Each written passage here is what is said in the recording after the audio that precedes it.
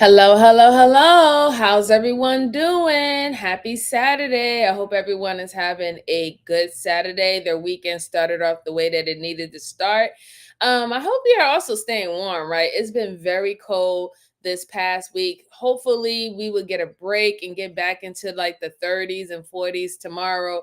But for the past week, it's been like high 16 and low 8 degrees or where I'm at. So it's been a lot. It's been a lot. So I hope everybody else is staying warm. And I just want to say, hey, TMKC, how you doing, darling? Thank you so much for stopping by. I truly appreciate you. And thank you so much for the $5 super chat. I truly, truly appreciate you. Just make sure when you're coming in, just hit the like button, share out to anybody that you think that is that will like the cases that we're going to go over today. And let's see. Hey, young Riaz, how you doing, sir? It's good to see you. Good to see you. I appreciate you, young sir. I appreciate you. Hey, Sal, what's going on? What's going on? Good salute to you. Salute to you. He came with the word of the day. So the word of the day for Sal is don't kick rocks with socks. Fresh out of the box. I hear you. I definitely hear you with that one. That's a good one. That's a good one right there. Let's see. Dan Pohl. Oh my God. How you doing, sir? Good to see you. Good to see you. Hey, Miss Jalen. How are you? Good to see you, ma'am. Good to see you. I appreciate you. I appreciate you as always. All right. So I really do have some good cases for you today. Okay. Really good cases. And so I definitely hope that you enjoy it. All right.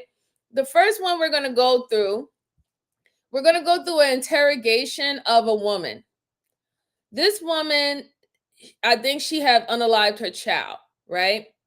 And they're saying that this interrogation was so shocking and alarming that they was kind of calling her the worst mother ever.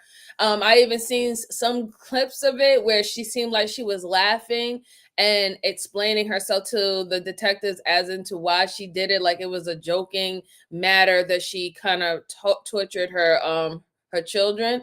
So it's, even though it's not a laughing matter, I think that we need to review this interrogation because we do know that sometimes we have very evil parents, and then we have parents who are going through psychological breakdowns that you would never even fathom that they would do that to their child, but lo and behold, they do, right? So we want to look into this, okay? So here we go. Make sure you're hitting that like button for me. I appreciate you. Yeah, Miss Jalen, we're definitely gonna need some steel toe boots. I have steel toe boots. Just saying. Let's go. Are the kids here? You mind if you step in?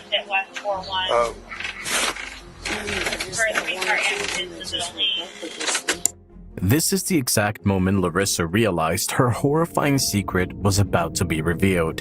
Detectives had expected to do a simple welfare check before they discovered what this evil mother had been hiding in her home. This would turn out to be the worst case in their careers. Okay. Is it a boy? A girl? What? Hello, boy. A boy. What's the boy's name? Anthony. Okay. See if you can name. Is there anything? Well, we got a call want us to check on the well-being of the 4 to 5-year-old kid. How many kids are good? Okay. This investigation began with an unexpected 911 call. This call was made by Larissa's boyfriend's brother, Scott, from Pakistan. Basically, it's kind of messed up the whole situation, but my brother told me something, and I just can't sleep at night. He told me that something happened with one of the kids. The horrifying secret that kept this man awake all night and drove the police to Larissa's door was about to lead to a horrific discovery surrounding a little boy. But she wasn't the only suspect. The police were also suspicious of her boyfriend, Christopher, who was in Medina County Jail at the moment. Like you said, crazy. I don't know. What minute you got actually, all right, love you too. I love you. Yeah, I hear you, baby. Hey. Yeah. Okay, love you too. Mwah. Love you. Love you again. I love you. Yeah. Okay, I love you. In 2015, Larissa Rodriguez met Christopher on a dating app. Christopher, a single father of one, quickly moved in with Larissa just months after meeting her. Larissa is already overwhelmed with a large family, including 9 children and Christopher. He's been had custody of her, but she just had a little girl named Mia. Okay. And then I guess she's pregnant again. Yeah. They all have different daddies. Okay. So the other 3, the oldest 3 are, well, the 16-year-old, the 19-year-old. Angel. They're with their Family. fathers. Or Angel families. is with his daddy. Gilbert is with his grandmother. And then Nevaeh is with Dad. Christopher Upton. Yes. Okay. And then the other 5 are in custody Yes. of children. Well, 4 because. Right. Okay. Yeah. And she is pregnant again. Is that from Christopher? I'm pretty sure. She was receiving child support payments and $750 a month in supplemental security income for her 5-year-old son, Jordan. She used to use a website called mocospace.com. She had an app on her phone. Is it MOCO? Yeah. MOCO space? Yeah, it's basically MySpace. Big percentage of the popularity on that is Hispanic guys and women. But you'll have your here and there other races. But yeah, it's a big Hispanic thing. Like a hookup site? Pretty much. That's what she explained it as. It's for Hispanic people. It's like a MySpace for Hispanics. Gotcha. And that's how she met this guy? Yeah. That's how she met Chris too. Was Facebook with him. Okay. That's what I was told. The chaotic mess of her family quickly became the highlight of this case. Christopher had been home for the majority of the time when Jordan was abused, and after that he was arrested on separate incidents. Police arrived at Larissa Rodriguez's residence on West 80th Street in Cleveland to investigate the disturbing claim, unaware that her boyfriend's brother, Scott R. Rodriguez, had tipped off the authorities that something heinous had happened to her child. She continued to act as if nothing had happened. How many kids do you have? I have 9 altogether, Okay. but I have some that don't live with me. But these are the ones that do live with me. Okay. Everything was seemingly off from the beginning. Why didn't all the children live with Larissa? The more she spoke, the more detectives began to worry. Do you have a child with special needs? Oh, Jordan? Yes, I do. How old is Jordan? Jordan, he is just turned 5. Where's Jordan at? He's with his dad. He's gonna be visiting for the holiday. He's not here with us right now, for the holiday. Where's Dad at? In Texas. He's not even here. The calmness in Larissa's voice couldn't mask the chilling tension. The investigators knew they were on the brink of discovering a dark, hidden truth. What's his dad's name? Jordan's dad. Patrick. Pat? Do you have a number to Patrick? Can you reach that? We need a list of No, all your no. kids' names. A list?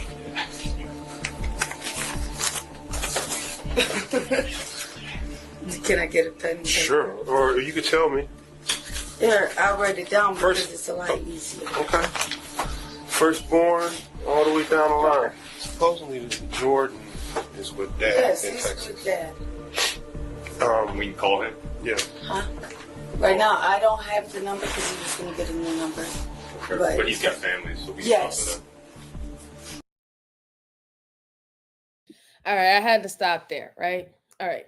So 9 kids is a lot, right? And I know that we come from a history where people have a lot of kids, right?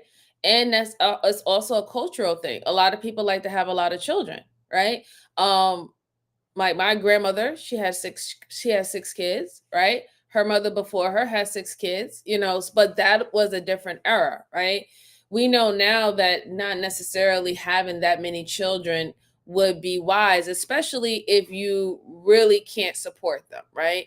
And I think that sometimes we leave out the factor that we have more, even though a lot of things is quite easier than the people of the past had, and they still had kids in large masses, we know better. So we know better and we do better, right? So we know that there's certain things that contributes to the quality of a child's life. And it's not just money. It's actually time, it's actually energy, it's actual support and understanding. Those things are also a part of the quality of a child's life. And this is why some people, they'll be like, hey, listen, maybe I shouldn't have kids if I can't give that quality, or maybe I should only have one or two if I'll be able to sustain that quality. Is no longer conducive to be having so many children in that way. But I will say that it's very, very odd and strange to me that you said that your son, who's 5 years old and he has special needs, is down supposedly in Texas with his father, but you don't have a phone number for him.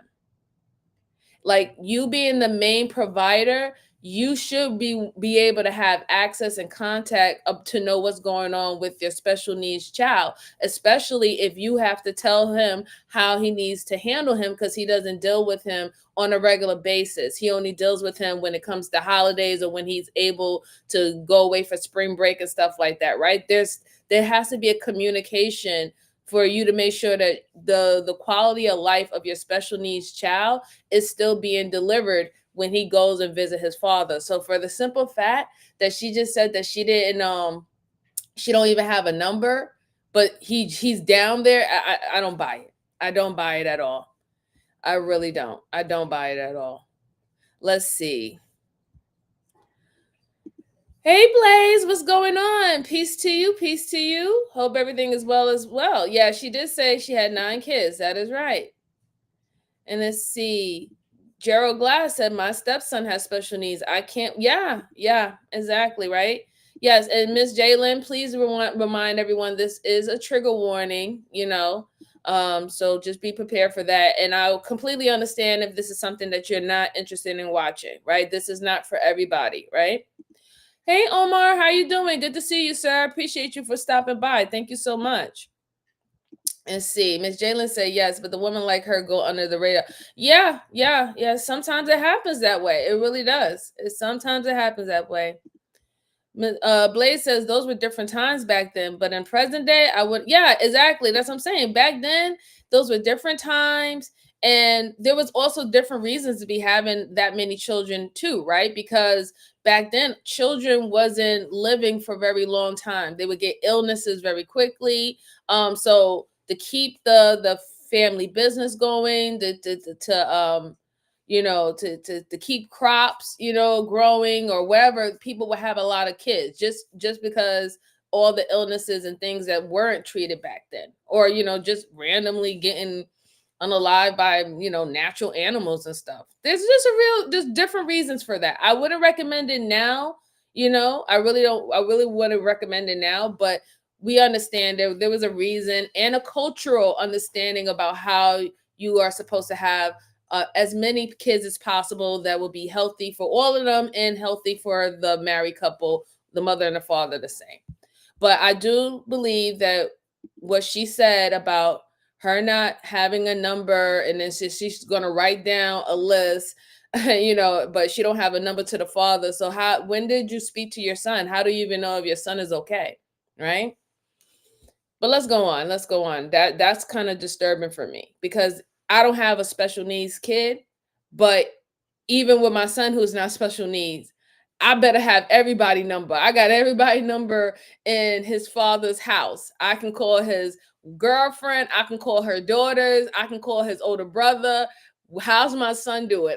I'm going to have access all the way. Let's go on. The cracks in Larissa's story were widening, and the investigators could feel the weight of her deception. Her hesitation and excuses about contacting Jordan's father only deepened their suspicion.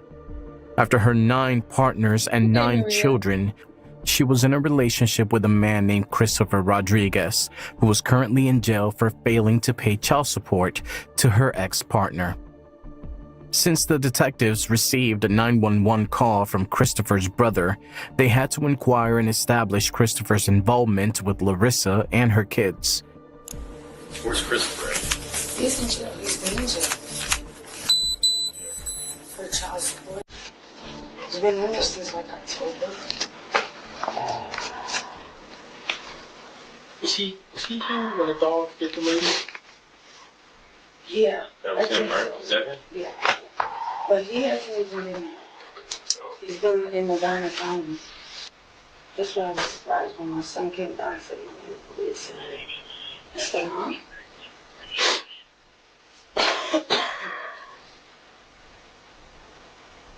So Christopher's been in jail for how long? Since October. It's October. Yeah. He's been in the Garner County. And look, He's been there October 20. What's his last name? Huh? What's Christopher's last name? Rodriguez. Rodriguez? Mm-hmm. Is that your husband? No, we're not legally married. Gotcha. The investigators could feel the web of lies tightening around them, each thread leading closer to a harrowing truth. The calm facade Larissa maintained was cracking, and beneath it lay a reality more horrifying than they could have ever anticipated. The chilling truth was about to explode into the open. But before we disclose this to you, we will paint the picture of how miserably these children had been living and how cold and depressing Jordan's last moments could have looked like. Okay.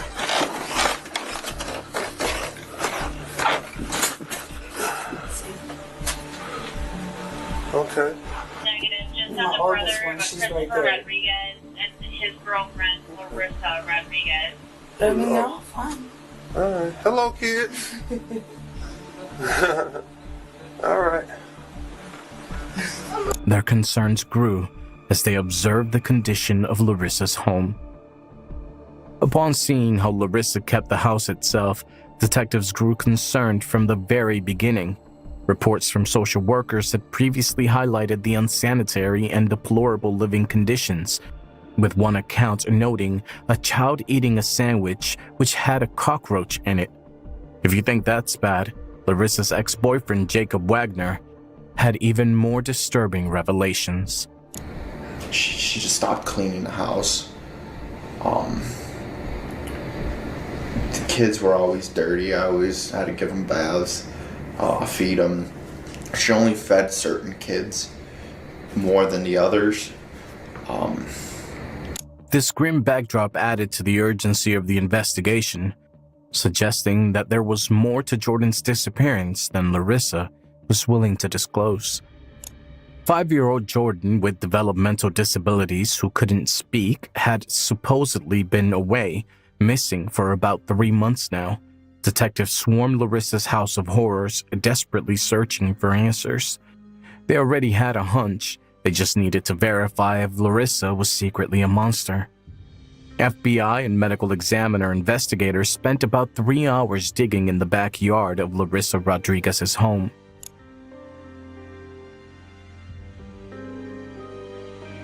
And there was Jordan. His little body, that had been decomposing for 3 months now, was buried in garbage bags, deep in the very backyard he played in. Autopsy was yet to be done at this point, but just from the surface his body was riddled in the signs of neglect and abuse. Larissa Rodriguez's sister, Anna Rodriguez, shared a grim tale of what Jordan endured. That poor baby. That poor baby. For her to even do something like that. For her to, I'm a loss for words. That poor baby. Such a beautiful baby. And for her to even do something like that, she is beyond despicable. She's beyond despicable. But here's my thing, right? They're about to say that her sister is about to tell the news reporters about what he might have been doing, what he might have endured in her care. Why didn't you do anything? Why didn't you say anything? Why didn't you take him? Why didn't you call services? If you can tell me, or you can tell the news reporter that you know that he was being treated bad, why none of y'all did anything? Why did you allow her to still have those children? Why? Don't be upfront now to be so quick to be in front of the camera to tell everybody what you've seen. Why not do something right then and there? This is terrible. Absolutely terrible. Like, my heart weeps now. Like, it really does. Hi, MPG websites. Hello, Lord. Let's see. Hello, NF. Blaze says sandwiches with cockroaches in it only fed certain kids while the rest went hungry, literally burning. Yeah, wickedness in the flesh. Absolutely. Absolutely. Yeah.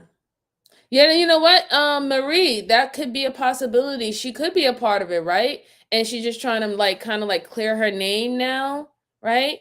Because everything is exposed. Because that's just weird to me. If you know you have information that she only fed certain kids, right? So you know what that means? That's favoritism, right? Or any form of hatred to the father, right? Particular fathers, right? Cockroaches and sandwiches. Like, she wasn't, whether we could tell that the house is not as tidy as it's supposed to be. So that just means that she was, I don't think she's purposely putting cockroaches in their sandwiches. I just think that she was leaving things out. She was being messy. She was being lazy. They also said that she wasn't bathing them, right? And that the guy who was explaining to the detective, he had to bathe them sometimes. So it just seemed like she completely tapped out on her actually, being a fit mom. She got completely lazy. She was more concerned about the money that she was getting, and she was more concerned about getting another mate. Because they was referencing how she was on this particular type of MySpace that you could hook up with people. And she met two of her children's fathers from that website. So that's where it just shows where her concern is at. It's just it's very sickening. It's very, very sickening to me. Very sickening. Hey, Barry, how you doing? It's good to see you, sir. Thank you for stopping back by. Okay, Lord, you say that you don't, but I don't know. Your action speaks louder, sir. But thank you for stopping by. Oh, Chemo here said, look up Erica Murray and Blackstone. Okay, I will. Thank you so much for giving me that notification. I appreciate it. Let's go on. She revealed that Jordan had once been tied up with a sock in his mouth. Around there, yes. I can't remember exactly day because... Why did he have a sock in his mouth? I don't know. Did he say something he wasn't supposed to? That boy don't speak. When I lived there, he didn't speak. All he did... he had a habit of taking off his diaper and kind of doing gross stuff with it, like on a wall or whatever. But how does he know any better if you don't show him any better, right? And if you leave him locked up in this room all day and not around his siblings, how is he going to know any better? Okay? Hey, Many people, including Larissa's son, had told detectives that Larissa would leave Jordan for hours in the closet, sometimes nearing fatality due to neglect. Which brother was bad? Boo-boo. So if he was bad, then who had to sit in the closet? Boo-boo. He did? For how long? 10 minutes. For 10 minutes? Did Jordan ever sit in there? Yeah? Just when he was bad? Did they ever close the door or leave it open? They closed it. Was it dark in there? Yeah? Was he scared? Yeah? Would you hear him crying? Did you ever have to sit in there? Well, that's good. That little boy, just 5 years old, did not ever feel loved. In fact, He was rejected and mistreated by his own mother. This was confirmed by Larissa's own sister. In your opinion, did she mistreat Jordan? Yes, he was the outcast. Everyone was doing something and he was always in a room by himself in a diaper, or he was to put on a show, she always put him in the crib when I came over. But I would notice she would hurry up and pick him up. Yeah, he was the outcast in the family. The Cuyahoga County Medical Examiner's Office ruled Jordan's death a homicide. However, the exact cause of death couldn't be determined. But what they did find were signs of severe abuse. Jordan had previously fractured his wrist and several ribs, which were left untreated. Those two connected the best with me, and I felt so bad for those two. I had to stop her several times for hitting Jordan. Several times. I told her, stop. There was a point she pulled a knife out on me due to it. Nevaeh, I was happy. As investigators turned their attention to Larissa Rodriguez, the room grows thick with tension. This isn't just another interview. It's a high...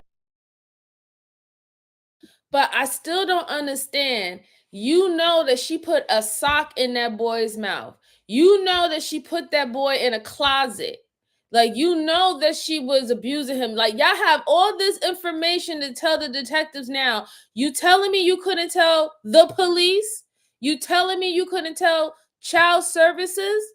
Why wait until it gets to the point where this boy is not here anymore when y'all already have clear examples of her doing child abuse on this boy? I don't understand. And the crazy thing is they're going to get away with that too. Like, y'all knew this and y'all sit there, y'all turned a blind eye, and then now y'all want to be all vocal?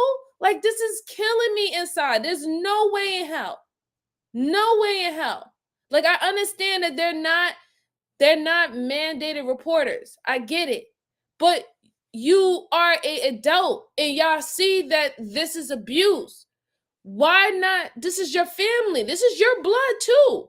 You're the aunt. This is your blood. This is your nephew. Why not help him? Why not help him? Why only just come around and you know she's going to pretend and act all loving and doving in your face, but if the simple fact that you know that she was doing things like this, I cannot excuse you that you didn't hurry up and take that boy away.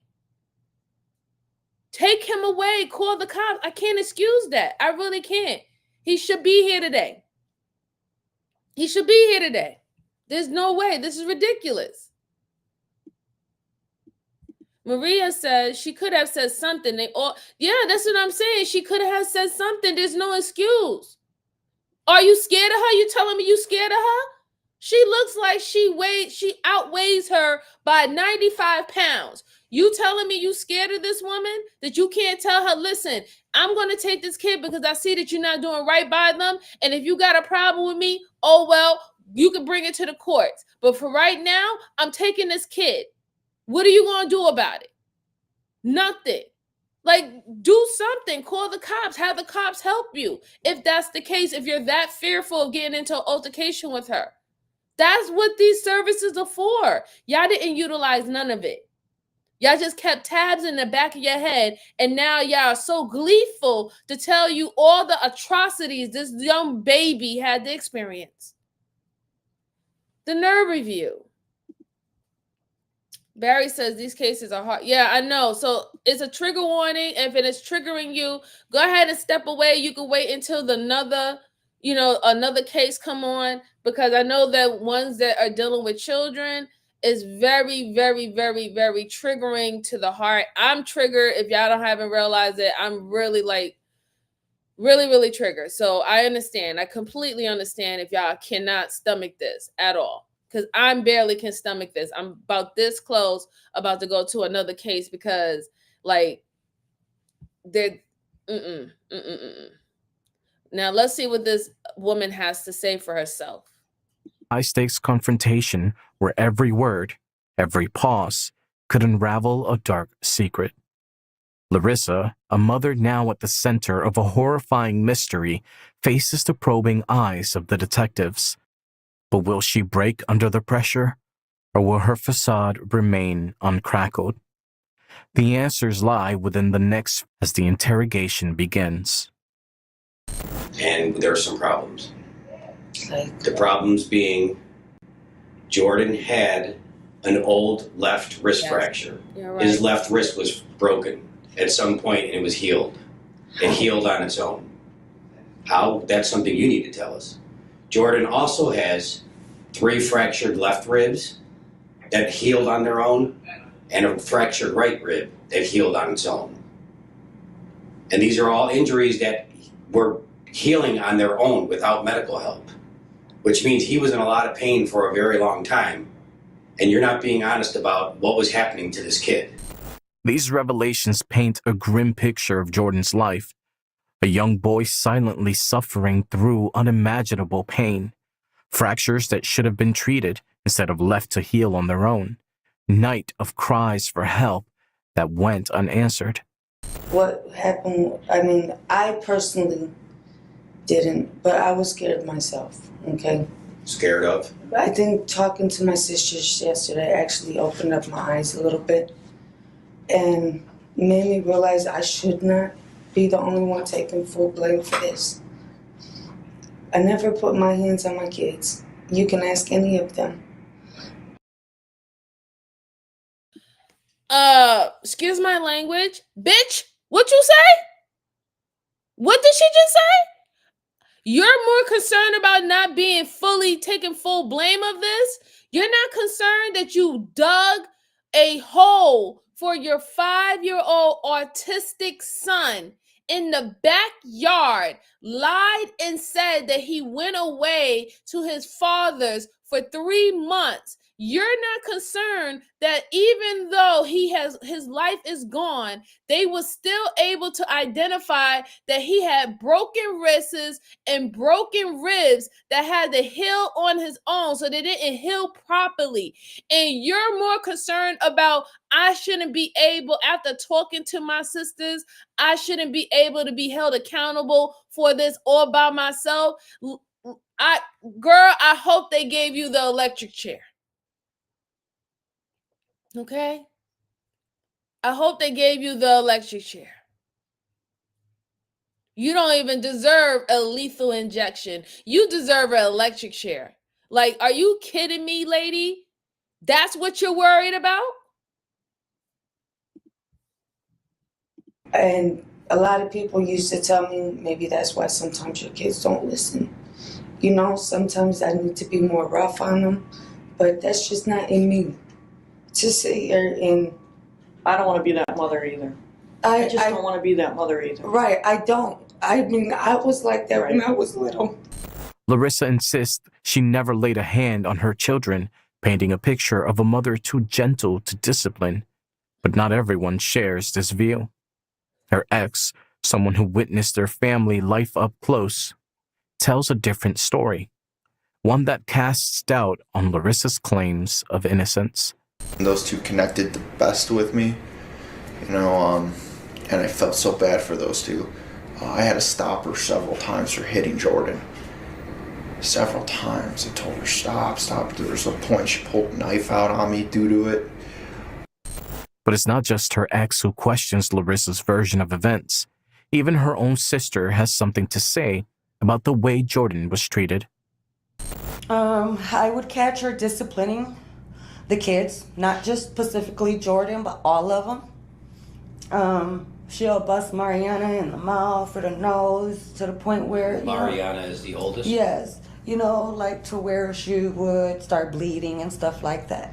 When you say bust her in the mouth, what do you mean? She either had a smart mouth or, you know, pow, or whatever, you know. I always told her, don't do stuff like that. You hit them on the butt, whatever, you know. Over the years, I've called kids several times on my sister. DCFS? Several of times. He really is. Like she's mad at me because I've called kids on her several times throughout the years. Okay? She's mad at my other sister out there for calling kids on her throughout the years because we know what she's all about.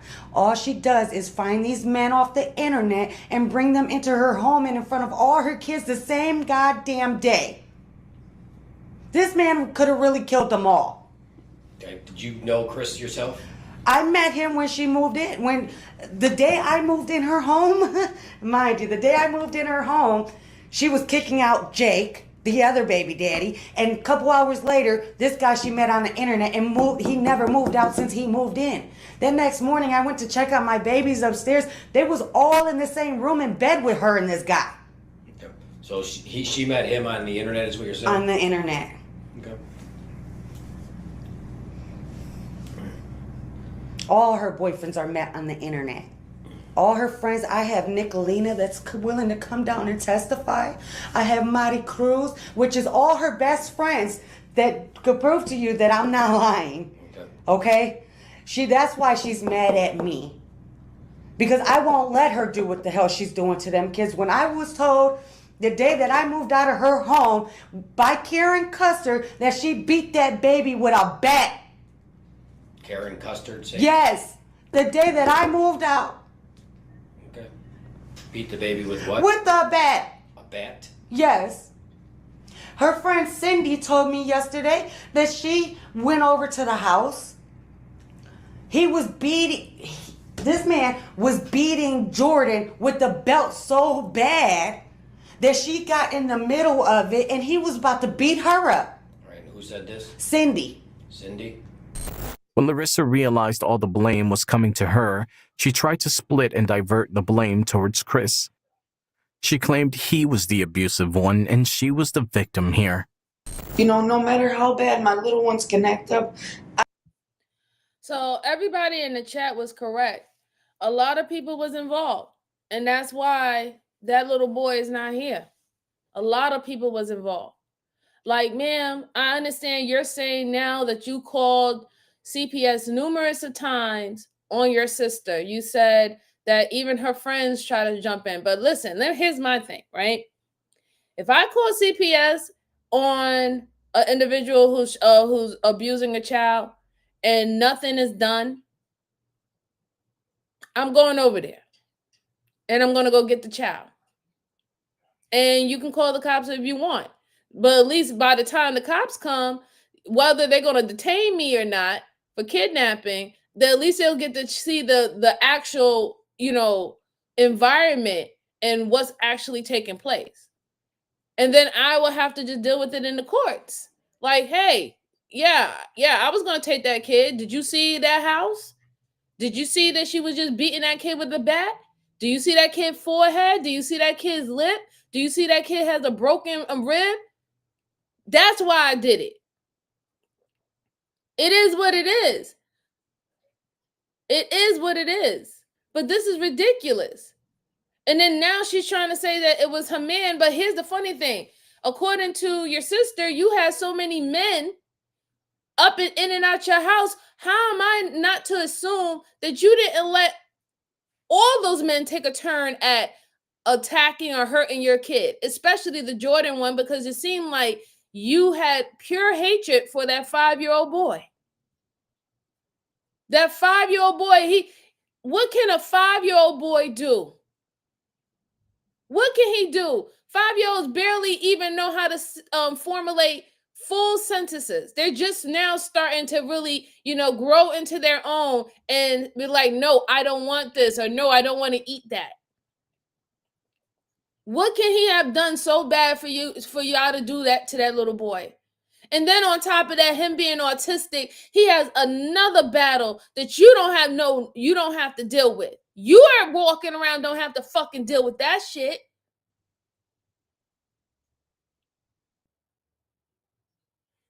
I can't believe this. This is unreal. It's completely unreal, Barry. I'm so upset right now. I'm so upset. This is disgusting. Oh my God, Catherine, this did happen. She said, "I never forget this one. This was 2 blocks away from me." Oh my God. Oh my God. Mama Bear share. Yep. Yeah, these poor kids. I'm so heartbroken right now. Like, this is terrible. I never heard about this case, and I'm just now reviewing it with you guys, and this is terrible. I'm really at a loss for words because of the things that I want to say probably might get me demonetized, but I'm really, really hurt about this. Hey Dizzle, how you doing? Mac Andrews said, if you received a report like that, why wouldn't you break your back? That's, yeah, like, let's go on. I just can't believe this. I never had that in me to hit my kids.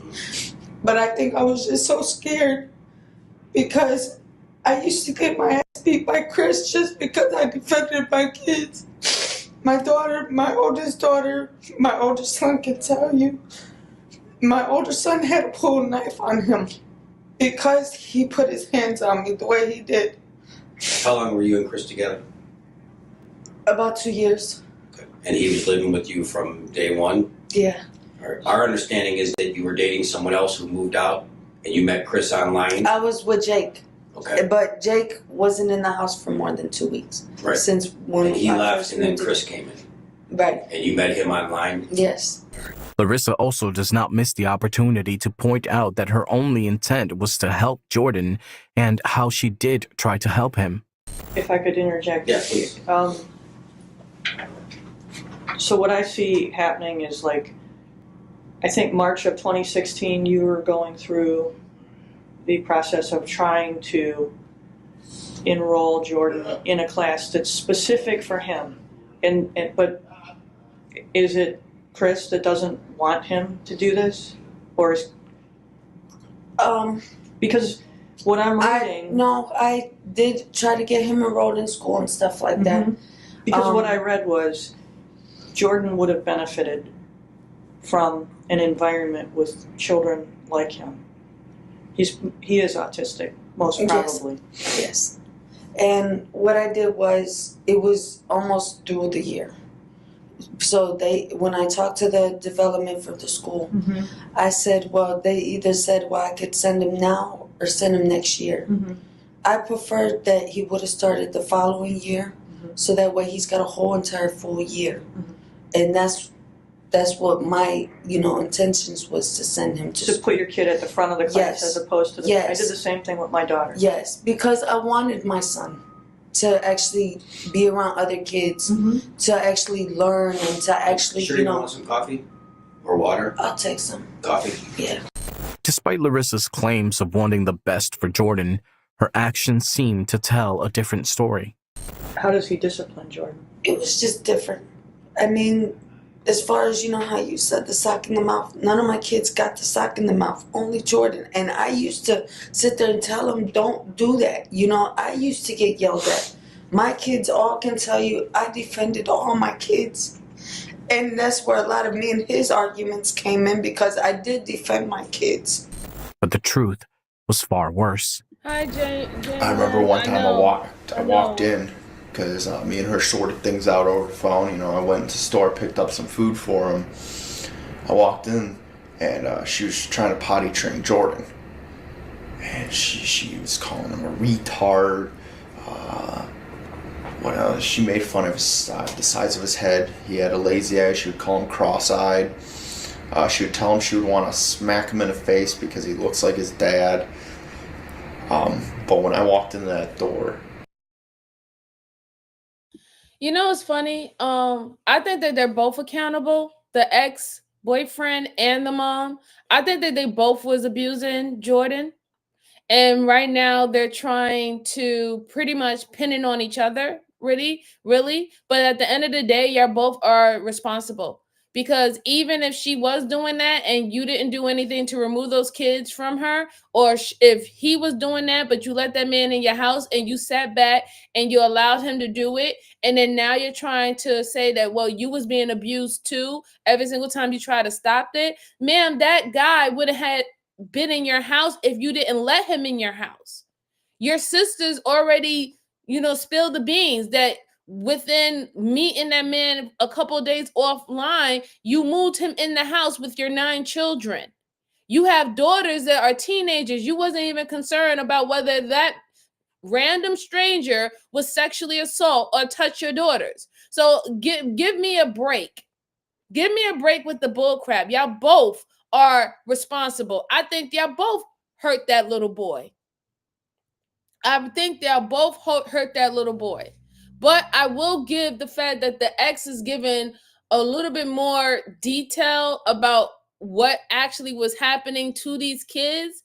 Whereas she's just saying, oh, with the sock situation, everybody else didn't get the sock situation, but Jordan did. So, ma'am, you mean you sat back and you knew that this guy was hurting and abusing your other kids, but it was okay because they didn't get the sock situation? Like,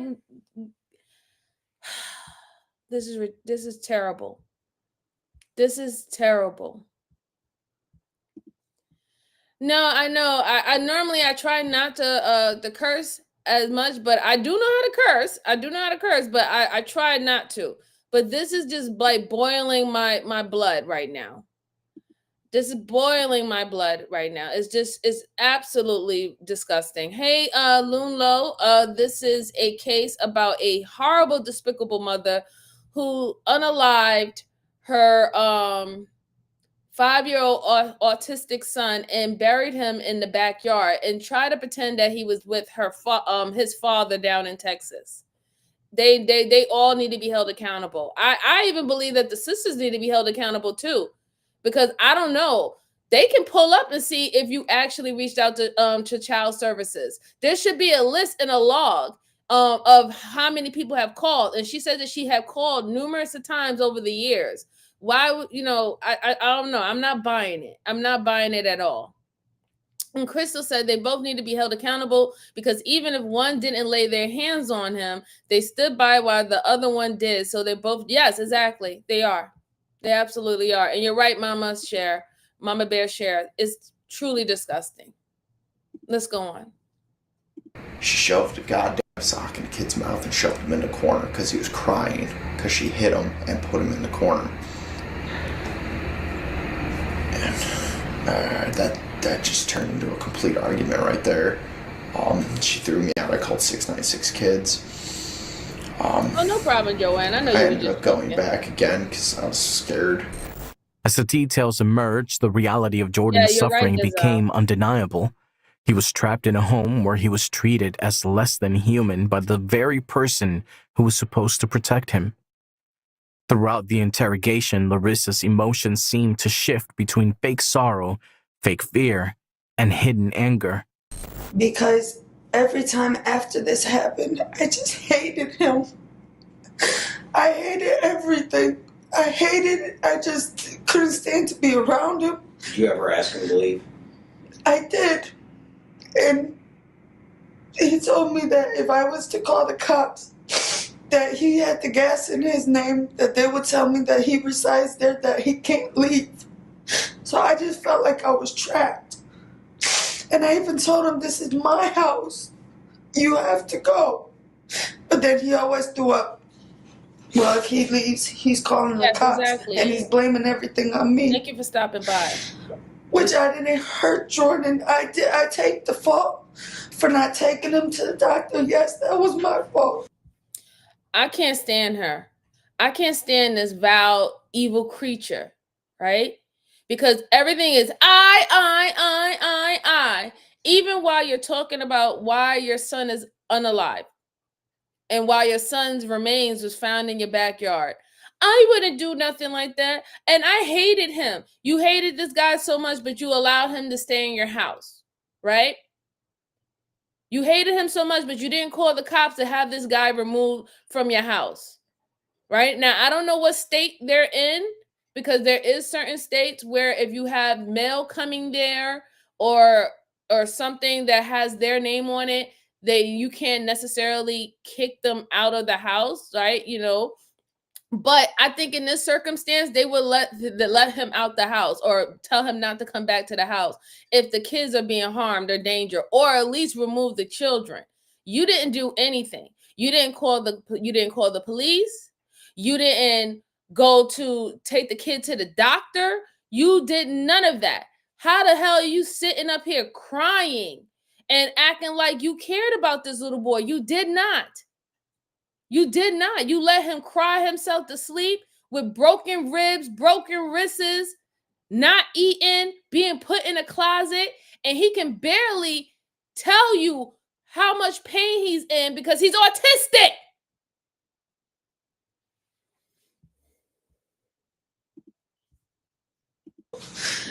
And my other phone was doing Tissues, Ray. Bring tissues, Ray. was given the idea to do that, but I didn't hurt Jordan. I know. It's not in my heart to hurt Jordan. She kept trying to blame others while pretending to love her children. Bitch, you a lie. You sat up there and you lied to the cops when they came to your house and you said that Jordan was with his father in Texas. You knew that your son was buried in your backyard. You disgusting, you disgusting creature. Let's go on. I can't. And regretting not protecting them better. Just self-defending myself because he went and literally choked me, put me in the kitchen, slammed me against stuff, had a knife in his hand. I found something, I don't know whether it was a screwdriver or something. I just grabbed something and just got him right in the Called the police out to the house. Somebody called. No, nobody. Nobody. And that's what gets me is that street is so highly protected by police that why didn't somebody? I mean, I even tried to jump out the window, try to get some help from somebody. I feel like I couldn't even leave my house. And then when I sat there screamed, he put a sock in my mouth. So I couldn't. And then was sitting there screaming, like I'm screaming, and he's sitting there choking me. While the reality was that Larissa was an evil, narcissistic, and manipulative person to begin with. Her words felt insincere, showing a more evil side as she tried to avoid taking full responsibility for her actions and the pain her children went through. And I admit in my past, that's part of one of my counseling. I've had bad relationships, and it's a pattern. Yeah. It's a pattern. And that was something me and my counselor was working on. And this just happened to be another one that just... Well, he might have been the worst one. Yeah. I think it was. You do know we're going to go talk to Chris. Have you talked to him at all during this time? No. Talked to him before you were put in jail? I talked to him. It was the same day you guys all came. She needs not you guys, but when they came to the house, and to me it just seemed like he didn't care. What did you tell him?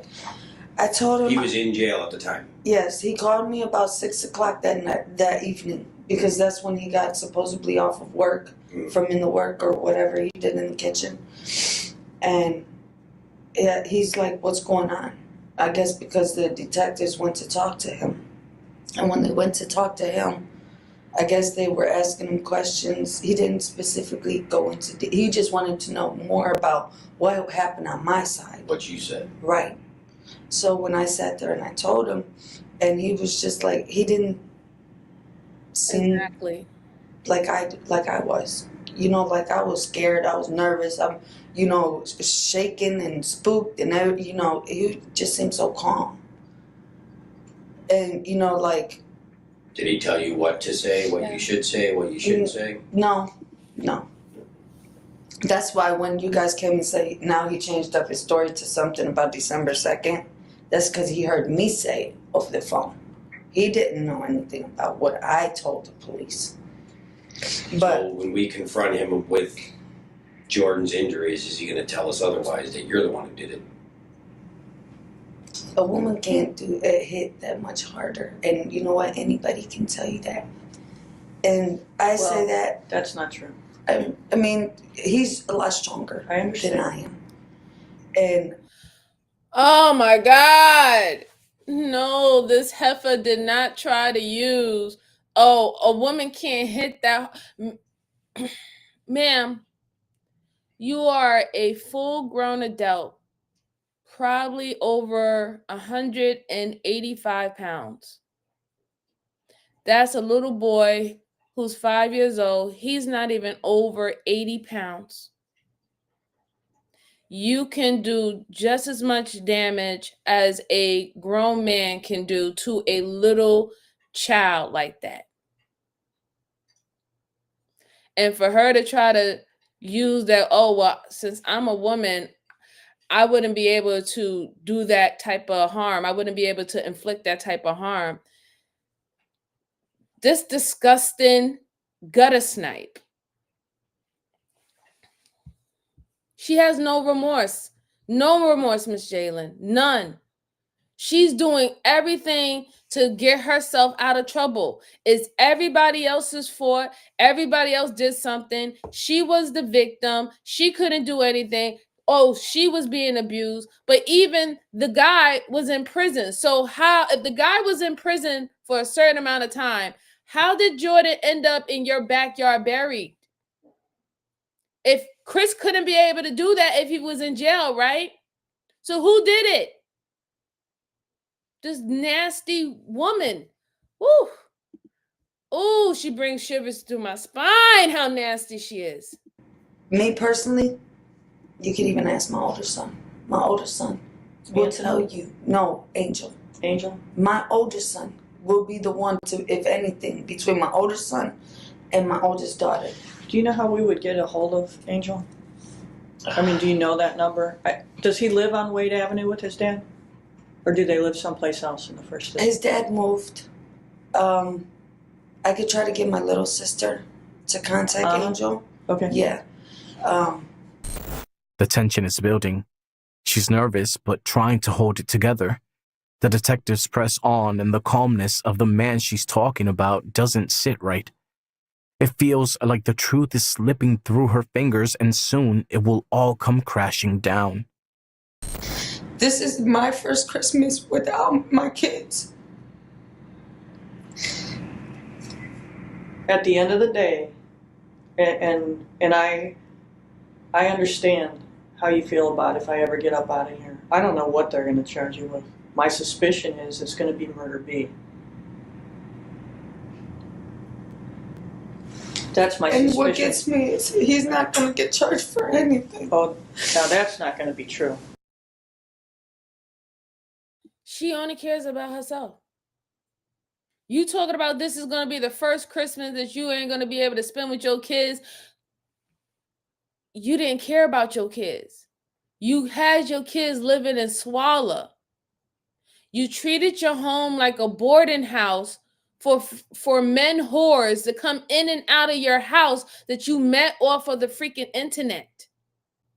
You was abusing and beating a autistic boy, a 5-year-old boy who needed your love and your support and attention more than any internet penis you can possibly imagine, who will pretend to see that they need your time and your attention. He needed it. And all she caring about is, oh, this will be the first Christmas that I won't have it with my kids. Ma'am, you had one of your kids buried in your backyard. The hell you talking about Christmas? What's wrong with you? This lady is terrible. And she is a full-on narc. A full-on narc. She is one of the worst ones I have ever seen. Like, she really does not care. She's not even really remorseful about how her son is gone, about the conditions that she put her children in. Nothing. She does not care. I really want her. I don't know if they gave her the death penalty, but I hope they did give her the death penalty. That would be a great thing if they did put her on death row. Like, it would be really good, but I don't know. But she's definitely going to get somewhat life in prison, and it's because she definitely attended to unalive that boy. She wanted the benefits of that boy, of him being a special needs child, but she didn't want to take care of him and do the work of having a special needs child. But she wanted that check though. She wanted that SSI check though, but she didn't want to take care of that kid. Disgusting. Disgusting. And that's not going to be true. And what is murder be? I had to change it, Joanne. It's it's causing the death of another without a plan to actually do it. And how much time and what am I really looking at? Can you tell me? I can't. Or just like a kind of like I would say honestly, I would say probably double digits. What's that? Agree. At least in the neighborhood of a double digit. Now, I don't know what happens later on down the line. Even the police are catching on. You came back? Larissa's tears and claims of love are nothing but a facade. They're now fully aware of her deception. A little towards the end, she started getting really bad with Jordan. In what way? Every way. Every way. So the beginning of 2016, she's... No, probably around the end of 15, it got really bad. And he's 3? He Yes. just turned 3? Yes. When you say she becomes really bad with him, what do you mean? We moved into an apartment after Willowdale. We moved into an apartment on West 98th. And it just got bad. I kept trying to get a job. She kept ruining it for me. We ended up... Agree. And all the other family members who probably wanted that baby. A counselor from Frontline They will don't be have, with them, have him anymore. and they will explain to them that Jordan is deceased. And then Ray and I would like to sit down with Mariana because she's the oldest, and it's my understanding, you can correct me if my understanding is wrong, she was close with Jordan. And it's also my understanding that Mariana may have been touched physically by Christopher Rodriguez. No, not in my knowledge. Mariana, and I know that for a simple fact because Mariana was always with me. Okay. Mariana's a mama's girl. Okay. She's never been alone with him. That's good. She's always, every time I go to the store, it's Mom, I'm going with Cleveland, Ohio? you. You know, so that for a fact, I know. Has she ever witnessed anything between you and Chris? No. I mean, are you talking about like? No. Okay. No, none of my kids. Okay. None of my kids. I'm not that type of mom where we sit there and make it. I don't think you are, but if he's a predator, in other words, if he's attracted to you because he's got a home with you, he's got somebody putting a roof over his head and feeding him, and he's really attracted to kids, then he's playing you to get to her. And she may be afraid to tell you that. Okay, as a mom, will you guys look into that for me? I absolutely will. I mean, because I personally don't think that, but who knows, you know? And I say that because I was, you know, touched when I was little, when I was 5 years old. She thinks she getting By out my of it foster by brother, my blaming her 18-year-old boyfriend fitness hormone. And they always say, if it happened to you, it could be possible it happened to your child. And I just want to make sure that that's cleared. Well, I want to give her the floor to share that with me, if it has happened. And she has a unique relationship with her brothers and sisters in that. And I also say that too, because her bond with Chris wasn't too. Mariana's one. She doesn't clinch on to everybody. You know, as far as males. You know, as far as mom, yeah, she's very close to that. She's I love your mom. She's You're always just been with me. viewing a Dad's never crazy been there. individual. You know, she's never really had a Evil. father figure to step up and be that father figure, which she thought was Chris until the day Chris put his hands on me. You know, and it's just like, that's why their relationship wasn't too, until kind of like towards the endish, you know, like recently, to where her bond is okay. He was close to Mariana as well. Mariana knows everything. So that's the reason why she don't really necessarily want Mariana to speak. Because if Mariana tells the truth and to confirm what happened to Jordan, she's also going to speak how Mama let her boyfriend touch her inappropriately and didn't do anything about it. That's why. That's why she was like, oh no, none of that touching with my daughter, none of that happened. She's a mama girl. She was always up under me. No, she wasn't. This lady is disgusting. And then she want to sit up here and act like, get offensive. What the fuck you getting offensive for? You know, what are you being offended for? You got a whole child that is gone. Your child. And that child was only in your possession at this time. You were supposed to take care of that child, and you harmed that child, and that child's not here anymore. And now you want to get offended? Oh, because I guess Mariana was supposed to be one of your favorites, right? One of the kids that you made sure ate, and poor Jordan wasn't. Disgusting lady. I understand it's hard on that little girl, but she's seen so much. She would know more than all of me and the sisters. Mariana would. Would she talk with me if I attempted to speak with her? She might. She's a really smart girl. Is she going to be thankful that she's out of that environment, or is she going to be freaking out, missing her mother? She's probably going to miss her mom, but in another way, she's probably going to be thankful. Okay. She never really had good guidance. She had an issue with bathing when I was there. But that's because her mom never taught her anything, you know? The little girl just lived, you know? That's how everybody in the house was. It was you live. And, you know, I thought it got better after I left. I honestly thought the house got better. I don't think so. I don't think so neither. Came to the hospital for that fracture. But a rib fracture? You don't see that. But see, I wish I would, you know, it was just like Jordan trying to tell me something. When I told you that when he finally took his last breath, it was like he was mad. You know, like I seen in his face like he just wanted to tell me something.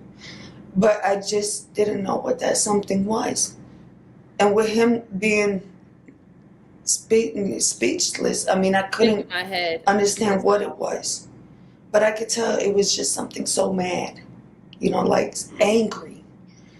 And I thought he, you know, like he was trying to cuss me out or something. But I took it as he was just trying to tell me, Mom, I love you, I gotta go, you know? But in my heart, something told me that he had something to do with this. Because every time after this happened, I just hated him. I hated everything. I hated it. I just couldn't stand to be around him. Did you ever see her discipline Jordan in a way that you felt like was just completely wrong? Yeah. Apart from the incident where she put the sock in his mouth? Yeah, she there was a couple times I walked in the house, that poor boy sitting there with the, you know, I fold the socks and it's thick at the one end. She shoved that in his mouth. I'd walk in the house, pull it out. What the f*** are you doing? You know? And, Mariana knows he got hit. I understand, Jamal. Beat. Thank you for stopping by. He was close to Mariana. Her story about Jordan's last moments reveals a chilling truth. Her own guilt hidden behind fake emotions. His angry eyes, his final breath. She tries to cover up the secrets she can't escape. I appreciate it. It's hard. The bench trial of Larissa and Christopher Rodriguez was an intense event. Family friend and attorney Maria Cruz stood to speak on behalf of Jordan's extended family. She explained how the family loved Jordan deeply and had tried to help him and his siblings. Unfortunately, Larissa and Christopher blocked their efforts. Despite the alarming reports and repeated attempts to reach out for help, Larissa Rodriguez managed to evade serious scrutiny. Each time authorities were called, it seemed that the children's fears and Marissa's concerns were dismissed and overshadowed. Maria shared a special memory of Jordan staying overnight with the family. Despite being nonverbal, Jordan communicated with them and shared a meal while sitting on his Uncle Jose's lap. He showed his love by running to his uncle when he came home from work. Jordan was a sweet little boy who deserved so much more. While they still loved Larissa because she was family, they could not accept what she had done. The prosecutor then presented the case against Larissa and Christopher. Jordan was born prematurely on November 5, 2012, with many health problems. Despite his challenges, the school district tried to help him with an individualized education plan because of his developmental delays and nonverbal condition. However, Larissa withdrew from school on September 13, 2016, claiming they were moving out of state. Jordan's last medical care was recorded in November 2015. When questioned about her son, Larissa repeatedly said he was out of town. Finally, when confronted with the possibility that he was buried in her backyard, she admitted what had happened. On September 21st, Christopher brought Jordan to Larissa in a semi-conscious state.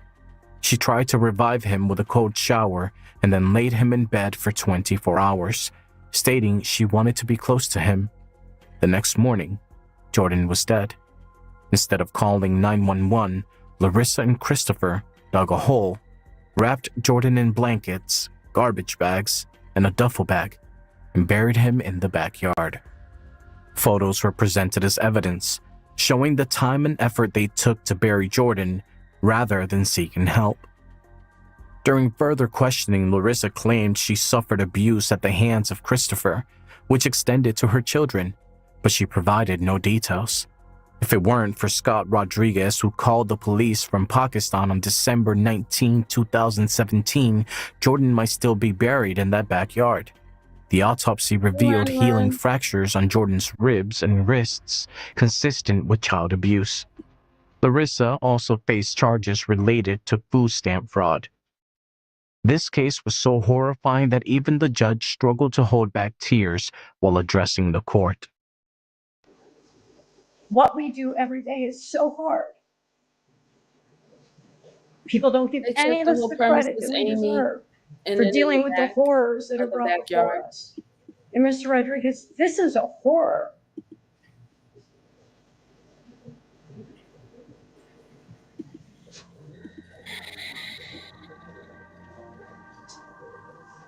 I know as a judge I'm not supposed to show emotion. And in 22 years, I never have.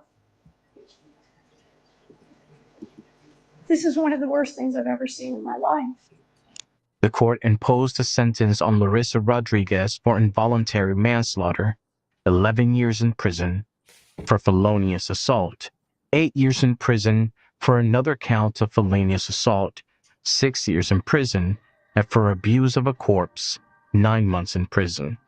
She would be in jail for a total of 25 years. Her boyfriend, Christopher Rodriguez, was sentenced to 28 years in prison for his role in the boy's death and backyard burial. The sentences would run concurrently with the previous sentence imposed. I don't work for her. I can't even deal with her. I can't believe she did this. Like, I never thought. The end of the trial did not stop the pain for Jordan's family. Larissa's sister, Anna, had been there through it all and now faced the hard task of helping her family heal. How do you not know your child is missing? How do you not file a report? How do you go to bed knowing what happened to your child? Did you lay down 5 kids every night, but this one you're not laying down? How do you not know? How do you not shed a tear? I'm really pissed off right now. How is that possible? She looks crazy on her picture. She doesn't She look like well. it don't Thank look. you, Ronnie. She doesn't That's look what I'm normal. saying. No. She does not look well at all. She actually looks like she's sick. She's It sick. is. She's blind. Like how you say it? Like the schizo is taking over her. Like zoomed out. I'm in a like, different world. Dazed, or she's just. No, I don't know. I don't know. I don't even have words anymore. Yeah. Look at that picture. Nowhere near enough, Savage. Shout out to you. Like she looks. Nothing happened. Like nothing. How? I can look at her and I just get angry. I agree. Would never thought that. Never. The family's Crazy, sorrow right, was deep. Christine? They had many questions that were hard to answer. How could a mother be so cruel? How could someone hurt a child they were supposed to care for? They're supposed to be the voices. They're supposed to be the ones that, oh, hey, you can't speak? Sign language. Where hurts? Where? Show me. Where's your boo-boo? They know boo-boo. They Jordan fall. would straight tell you too. He point. That's what I'm saying. When I called kids the first time on her, I told the worker to take Jordan into a room, and I told the worker that he couldn't talk to pinpoint the body. Now, if they did that or not, I don't know. I don't think they even did. But like I said, if they would have went there all these times, like it says recently, 3 they months would have ago. realized that Jordan was not there. Larissa's other children felt the weight of the tragedy too. They had been taken away and lived in different places, trying to make sense of what had happened. They missed their brother, and they missed the family they once had. Hi, Each Levy. child Or struggled would with you questions. like me to, say Luke? Why did this happen to us? And will we ever feel safe again? Anna and her family held on to hope that time would help them heal. Let me know where the rest of he is. Confide in me. I'm not going to be any madder than what I am. It's already done and dead. I just want to give him the proper I agree. burial respect, man. That he deserves. Thank That's you, Skeeter. it. I appreciate you. I will get him cremated, and he could be with the family that actually loves him. Please, say something. Please. Stop lying already. You're supposed to help your kids, not hurt them. I think a few more minutes. I know this is quite disturbing, but so. I can't even deal with her. I can't believe she did this. Like, I never thought. I never thought. No, not for now. Nope. But when I was having a hard time dealing with my kid, that's where my kid went.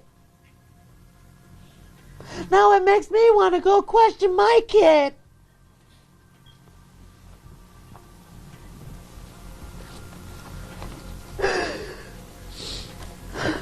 I was the unstable one mentally. You know what I'm saying? Like, but I don't even get down like that.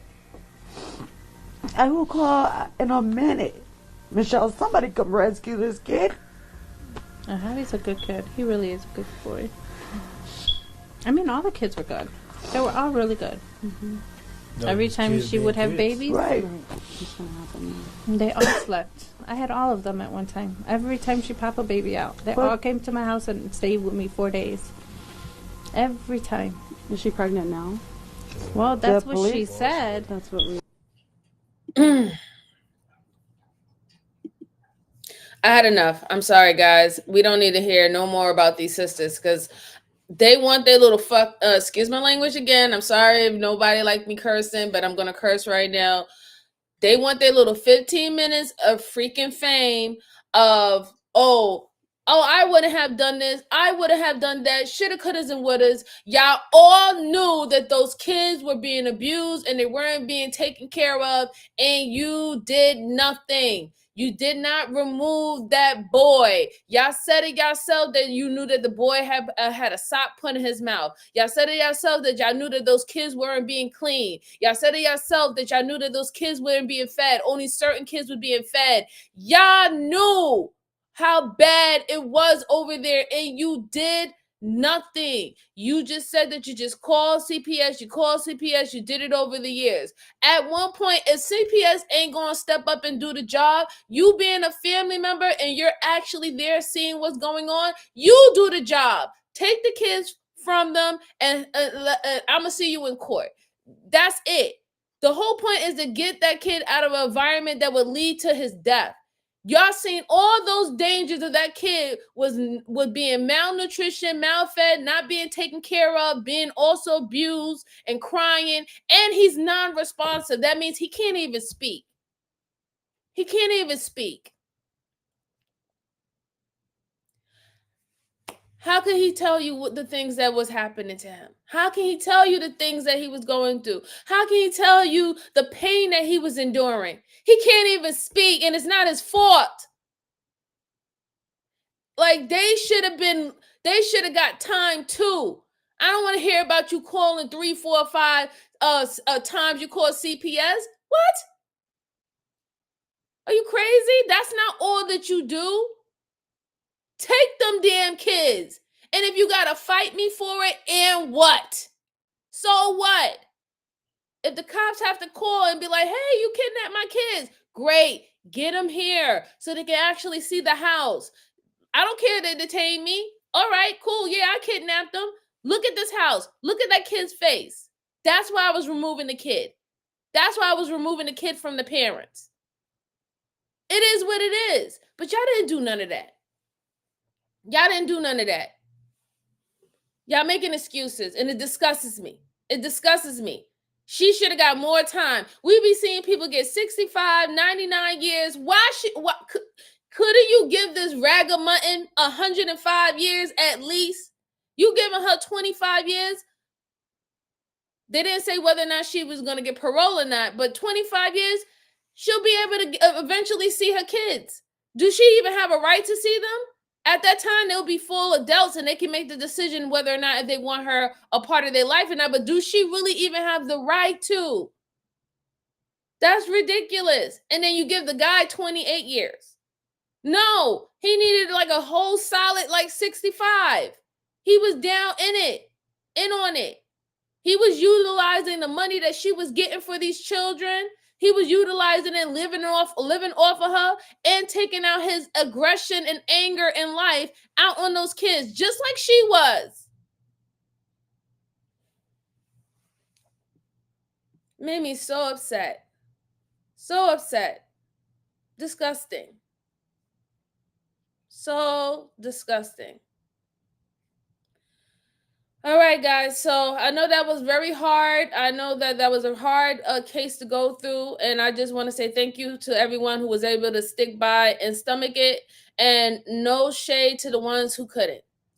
That was very hard for me. I was like halfway, I was about to cut it off because I was getting sick to my stomach, right? Sick to my stomach. And especially me being also being certified as a mandated reporter out as well with certain situations like this, that really makes me sick to my stomach. It really hurts me. But I do appreciate everybody who was able to view this case, because even though, you know, we don't like to hear these things, this is what it is. This is what's actually really happened out here. You know, this is things that's going on. This is things that kids are going through. You know, and people act like that it doesn't exist, that it's like, you know, throw it under the rug, you know, or they try to downplay it.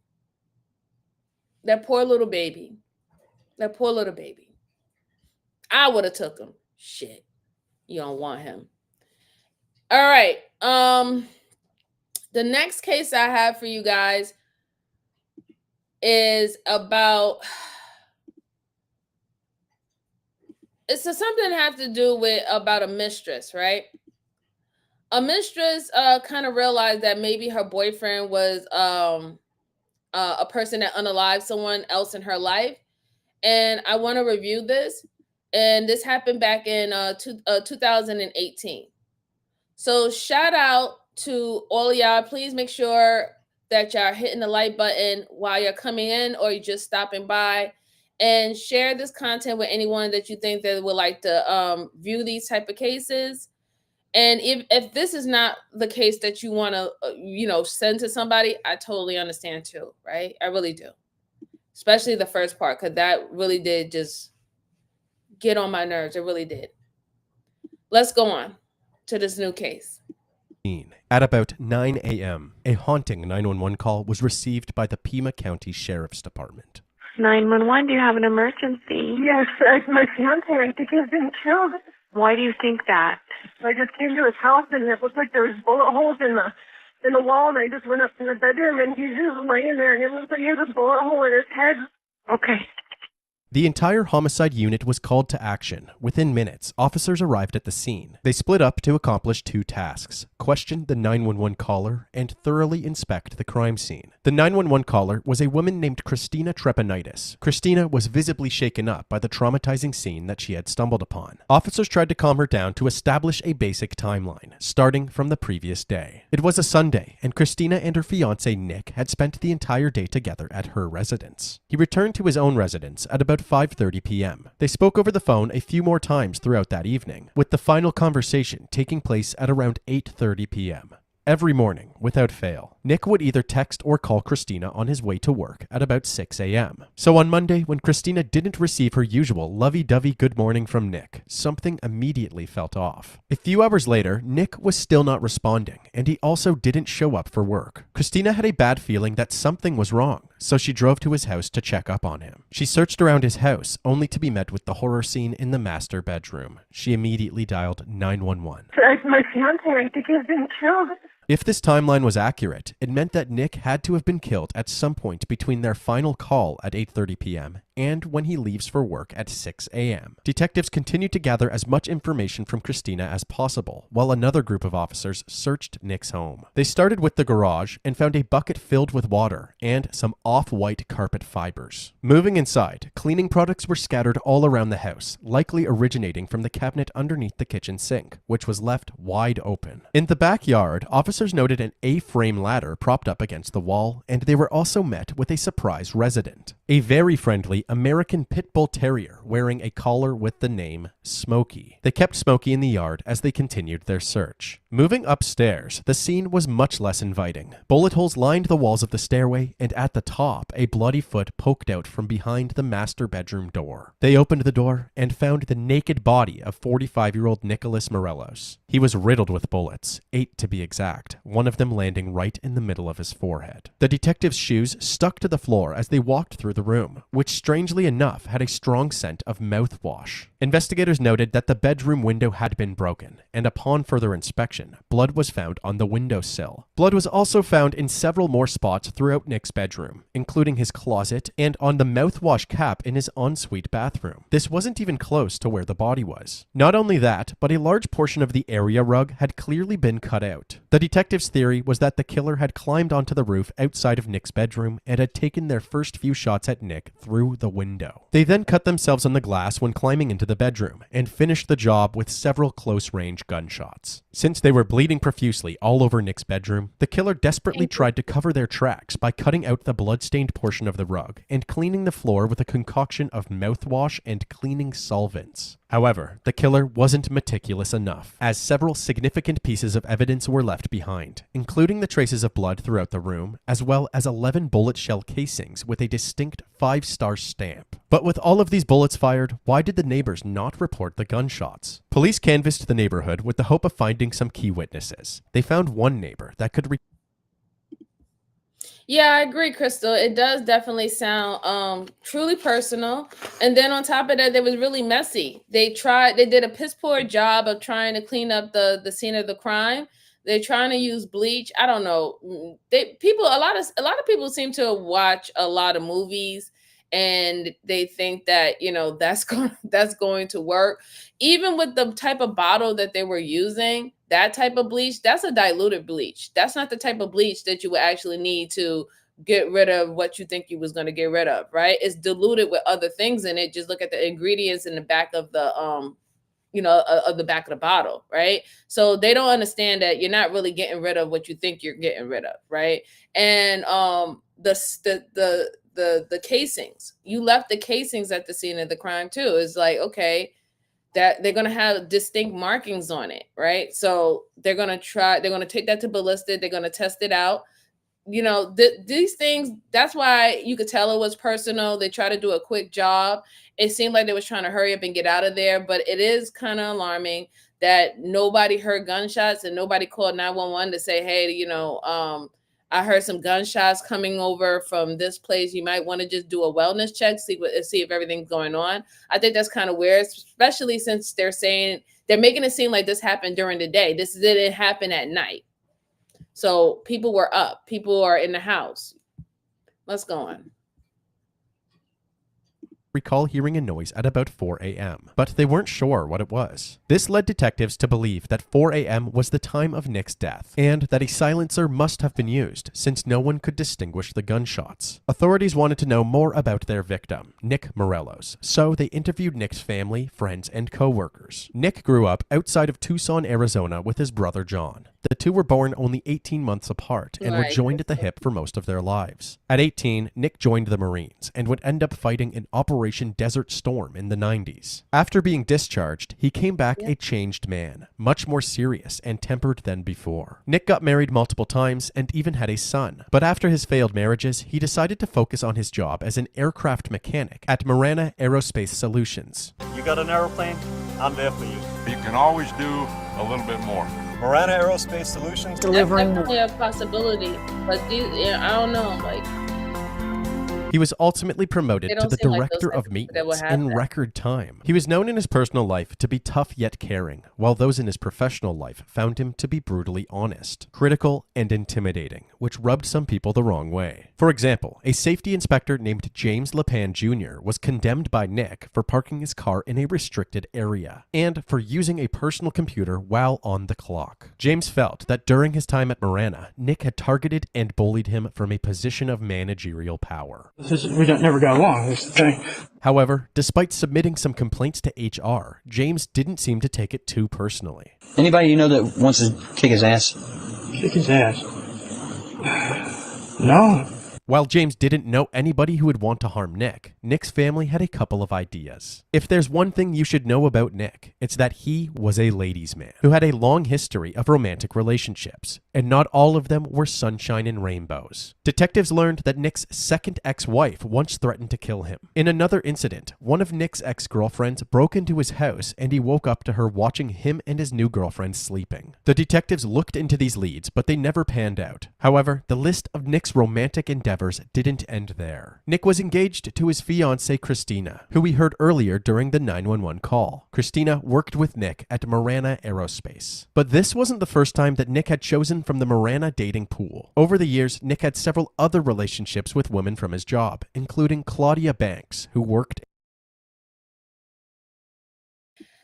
To your best of your abilities, don't shit where you lay your head at, right? I'm just saying, just a FYI, right? Most of the time, those things don't end out the way that you plan it to, right? And if everybody in the office know that y'all dating or y'all dealing with each other and stuff like that, when the relationship goes sour, you have this kind of like dark cloud over you about the relationship and what people knew about it when they were talking about it behind closed doors in bathrooms on break and stuff like that. And it could make you uncomfortable.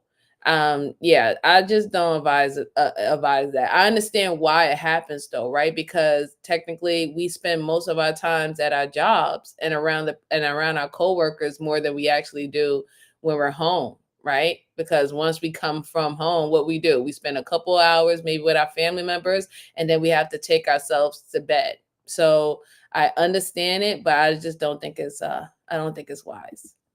Let's go on. In administration. He was a really, really, really hard worker. The couple dated for 6 months, and Claudia had nothing but good things to say about Nick.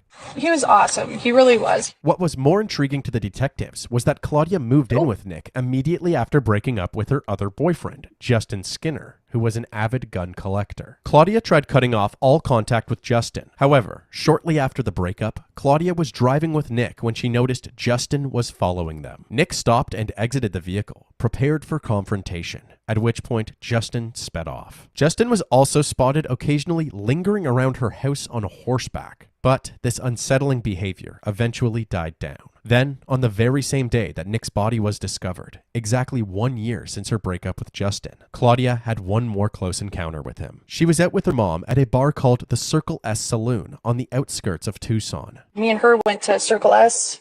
Did he have any marks on him at all? I saw him and pretty much walked right by. I really can't do anything. The next day, she found a note from Justin on her front gate, sending his condolences. Saying, hey, I heard what happened, and I'm really sorry. If you need anything, let me know. Did Justin, triggered by seeing Claudia on their 1 year breakup anniversary, kill Nick with the hopes of getting her back? Justin was quickly becoming the prime suspect. But then, Claudia told detectives about another ex-girlfriend of Nick's, Jessica Stillwell. Before me, he was dating a girl, Jessica. I don't know if you've spoken to her yet.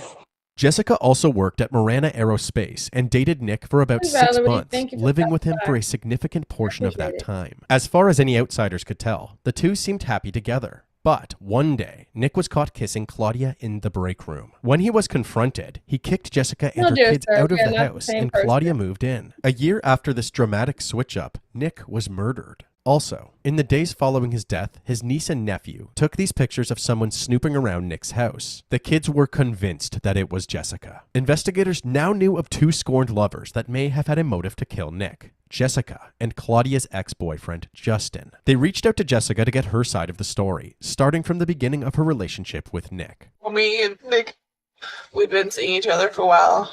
Me and my kids actually moved in with him. We lived with him for a few months. Up until we found out that he had been also seeing another girl, Claudia. He got caught making out with her in the break room. That next day is when he moved me and my kids out of his house. We didn't exactly end on good terms, but Detectives then asked Jessica to describe her Sunday, the day before Nick's death, leading into Monday morning. what'd you do on Sunday? Me and my daughter went over to my mom's house. I'd say probably about 3. Okay. And then what time did you leave your mom's place? I don't know, it was probably at least 7. Me and Shai went home and started watching a movie and I fell asleep. Okay. I think I had to be at work on 5 on Monday. But usually I get up 2 hours before I have to be at work, so I have time to take a shower and get ready, and then I have to take my dog out. Jessica seemed to be very forthcoming with the detectives, so they asked her to come to the station for a more formal interview. I know he was cheating on me with Claudia when he got caught with her, and when he kicked me out, and then her in. He kept denying it, so I drove by his house and I took a picture of her truck back up by him. No worries, Hayden. No Some worries. of the family identified you as being the one that was at the house. It wasn't me. Why is it saying it was you? I have no idea. I haven't been to his house in almost a year. Jessica is telling the truth here. The detectives ran the license plate of the woman in the photos and discovered that the vehicle belonged to a mother who was searching for her missing son. Do you think that this should have happened to Nick? No, this shouldn't happen to anybody. Nobody deserves that. Following this interview, Jessica handed over her cell phone so officers could analyze her location data. The phone was determined to be at her home and active between 3 a.m. when Jessica woke up and 5 a.m. when she left for work. Police had no solid evidence to prove that Jessica was involved in Nick's murder, so she was free to go. They then placed a call to scorned lover number 2, Justin Skinner. I'd like to talk to you about an investigation involving Claudia. I'm assuming this probably has to do with, I guess, your ex-boyfriend. I'm guessing I just heard about this, but is that what it's about? Who is her ex-boyfriend? I don't know. Okay. Following this call, detectives arranged to question him in person at his home. So you were in a relationship with Claudia. When was that? She left almost on the day a year ago. Justin's breakup with Claudia was just as abrupt as Jessica's breakup with Nick. It was a heavy blow to recover from. I never really expected it to go as south as it did, so I was really hurt by it. I was pretty broken up about it for like a long time, like 10 months. And then like it all just stopped. Like all the bad stopped. It was awesome. I don't, really believe in God or whatever, but I was like, dude, just in case, I prayed. I was like, thank you. When Justin was questioned about where he was the night of Nick's murder, his story matched what Claudia had shared with investigators. He said he was at the Circle S Saloon. I got to Circle S at 6 o'clock, and then at midnight, I ended up leaving. When you left, where did you go? Home. Video surveillance from Circle S corroborated Justin's timeline up until he left the bar. But there was no way to confirm his claim that he went straight home afterward. Justin was helpful with whatever information he could provide, except near the end of the interview when the detective noticed something peculiar. I'm seeing a few scratches on your arm. How did those happen? Landscaping. When asked if they could take photos of his arm and collect a DNA sample, Justin refused. This immediately set off red flags for the detectives, but after a bit of coaxing, Justin cooperated. That's fine. DNA, let's do it. The DNA was promptly sent in for testing. Meanwhile, John, who eagerly wanted justice for his brother, decided to do some digging himself. He began talking to Nick's coworkers, probing for any information that might be useful. At one point, he mentioned to the HR director named Jeff Johnson that the perpetrator might have been cut while going through Nick's window. Soon after, Jeff called John, saying that someone he had a bad feeling about, someone who had filed a complaint against Nick in the past, had bandages on their left arm. That someone was James LePan. We never got along, that's the thing. Apparently, 11 days before Nick's murder, James stormed into Jeff's office, demanding that Nick face repercussions for abusing his managerial power. He said, "If you don't handle it, I have my own way of handling things," and immediately left the office. So, detectives met with James and interviewed him a second time. His alibi was that he had spent the Sunday with his family, going to bed around 9 p.m. and waking up at 5 a.m. the next morning, about an hour after Nick's time of death. If I contact your wife, she's going to tell me this is where you were on Sunday. I would hope so. Hi, Jordan. Good There was to nothing see you. particularly notable about this interview, as James answered all the questions the detectives had. But before James was free to go, they inquired about his bandaged arm. He claimed that he had accidentally stepped into an access panel while working on a plane. He then fell against an uninsulated part of the plane wall, cutting himself on the exposed metal. Despite this reasonable explanation, James wouldn't allow the detectives to photograph his arm or obtain any DNA from him. Their hands were tied, and with no solid evidence to justify an arrest, the detectives had no choice but to let James go. However, moments after leaving the room, James returned and said that he wanted to tell the truth. He told detectives that he hadn't been completely transparent. What was the part you were not forthcoming? Jessica and I have slipped. In other words, James and Jessica had an affair. Apparently, their affair didn't last long, as Jessica wanted to be more than just a Okay, so I see that the reason why he decided to basically share that now is because he was afraid that Jessica was going to tell it, right? So that means that while she was with the victim, she was stepping out, sleeping with this guy. Or probably them messing with each other cross paths of when she was messing with the victim. And then he already had, bad blood with the victim due to the fact that he felt that the victim was jealous and was using his authority over him at the same business to punish him in some form or way or fashion. And this is why I said, this is why you shouldn't muddy the waters when it comes down to your job, right? Because it doesn't necessarily make him a killer, right? It doesn't make him that, right? But the simple fact is just that it gets really messy and those things can happen. This is why fraternization is frowned upon, especially when you're in the armed forces. Fraternization is frowned upon, right?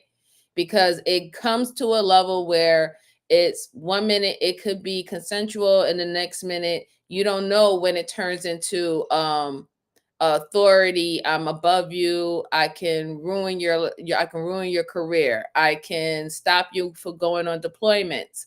I can stop you for being promoted, even though promotion is merit based.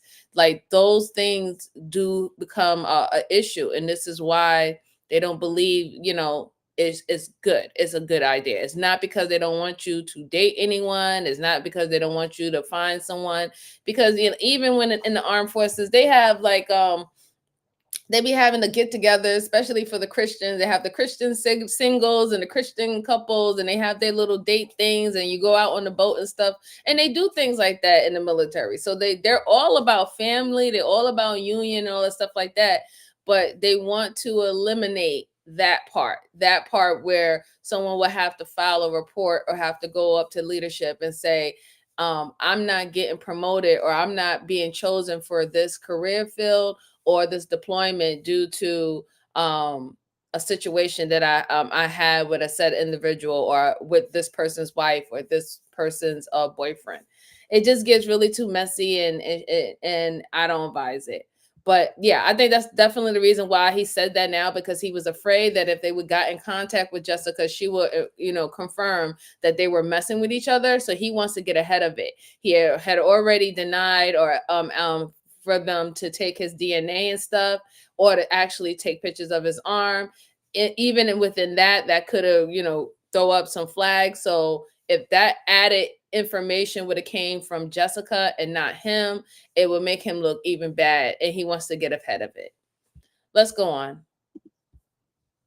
Mistress, but James refused to leave his family. In light of this information, detectives were eager to speak with James's wife, Serena, but James had already told her about the affair weeks prior. I know he's been fell off the marital bandwagon, so to speak. The couple had agreed to work things out and were even signed up for marriage counseling. With his focus on repairing his marriage, detectives wondered if James was really the suspect that they thought he was. Serena's timeline of events even matched James's story. You wouldn't try to be covering up for him for anything? No. Okay. At this point, detectives were stumped. John, on the other hand, found himself with another stroke of luck. During his own investigation, he just so happened to reach out to a childhood friend who ran a machine and fabrication shop. To John's surprise, when he brought up James Lapan as a potential suspect, his friend knew exactly who he was talking about. It turns out that a couple of months before the shooting, James had come into this man's shop looking for a tool to fix a silencer. This intel wasn't the only major breakthrough. The detectives decided to dissect James's story on how he injured his arm. They met with the HR director at Marana Aerospace to see if he knew about this work injury. He was aware of it and even offered to show the detectives where it happened. Everything seemed to line up with James's story, until they noticed the uninsulated wall was actually fully insulated and finished with plastic panels. There was no exposed metal. With these new findings, detectives were able to obtain a search warrant for James's home. During their search, they found 18 boxes of .45 caliber ammo in the garage. The bullets were stamped with the same 5-star pattern as the shell casings at the crime scene. Inside the house, they found a box for a Para-Ordnance Black Ops Combat .45 caliber pistol. The box was empty, but this was believed to be the murder weapon. They also found another empty box for a silencer that would fit on the gun. Furthermore, in the back of the Lapan family van, detectives found some off-white carpet fibers that matched the ones in Nick's garage and bedroom. Lastly, tucked away on the top shelf of James's closet, detectives discovered a pair of work pants with bloodstains on them. The only thing left to do was to bring James into custody. The search had taken place early in the morning, so James was carpooling to work when he was pulled over by the police. His carpool partner, of course, was Jessica. After slipping up and telling the officers that Jessica once told him where Nick lived, James pled the fifth and refused to answer any further questions without the presence of a lawyer. Thankfully, authorities didn't need him to cooperate in order to strengthen their case further. They were able to match the blood found on Nick's windowsill and mouthwash cap to James's DNA profile, and the blood found on James's pants came back to match Nick's DNA. Along with these findings, detectives decided to interrogate Jessica once again. Did you and James ever have a private conversation about Nick's murder? No. He's saying that you showed him where the house was at. I've never taken him anywhere near there. So now it's your opportunity to let it out. She allowed the detectives to search through her phone, where they recovered several suspicious text messages exchanged with James. The night before the shooting, at 6:36 p.m., James texted, "Pitbull," to which Jessica replied, "His dog. His name is Smokey." Then, at 8:40 p.m., James instructed Jessica, "Delete all my text conversations with you." When confronted with these texts, Jessica claimed that it was taken out of context and that she was talking to James about getting a dog similar to Smokey for her daughter. But the detectives weren't buying it. To them, the more plausible explanation was that Jessica was feeding James information that could help him execute his assassination. They believed it wasn't just a coincidence that the dog was outside when they arrived at the scene. Leading up to his trial, the one thing James had going for him was his alibi, that he went to bed at 9 p.m. and slept all the way through the night until 5 a.m. After all, this was corroborated by his wife Serena. However, this too would be stripped away. In a surprising turn of events, Serena reached out to the prosecution team, saying that she had a new story to tell them. Naturally, they brought her in for another interview. When you talked to police previously, I lied. okay. What did you lie about? The fact that he had left the house, because he did. While this may seem like an unusual and sudden change of heart, this act of standing up for herself was actually years in the making. Serena met James at a weekly dance class. She admired his confidence and persistence and was inevitably swept off her feet. They eventually got married and had 2 children. But things took a turn for the worse when James's father died about a year into their marriage. His mental health deteriorated and James's behavior changed. He quickly became controlling and unpredictable. On one occasion, Serena wanted to check on their children in the middle of an argument, but James grabbed her, preventing her from leaving the room. He then said, "We're finishing this discussion. The children are replaceable. We can make more. I'm not." More recently, he had even brought this not-so-secret mistress, Jessica, over for dinner one night and made Serena cook for her. Serena had plenty of time to reflect on moments like these while James sat in jail awaiting his trial. One evening, while on a work trip, Wow. First of all, if anybody says we can make more children, forget them, run. Okay? Run. We you can't make me and I can't make you, but we can make more children, run for cover. What kind of craziness is to say that about children? You can't just, you can make more children, but every children is unique and special. And for you to say that to her, that's crazy. And then on top of that, he brung his mistress to the house, try to play it off as a friend or a coworker, and had her cook for him. So she was waiting for this moment. This lady was waiting for this moment. She's like, "Oh, I am free. He's about to go away. Yes, I can, I can literally stick it to him now." Especially after he did something like that. That's just, wow. That's just really crazy. That is really crazy. I can't believe he said that though. Wow.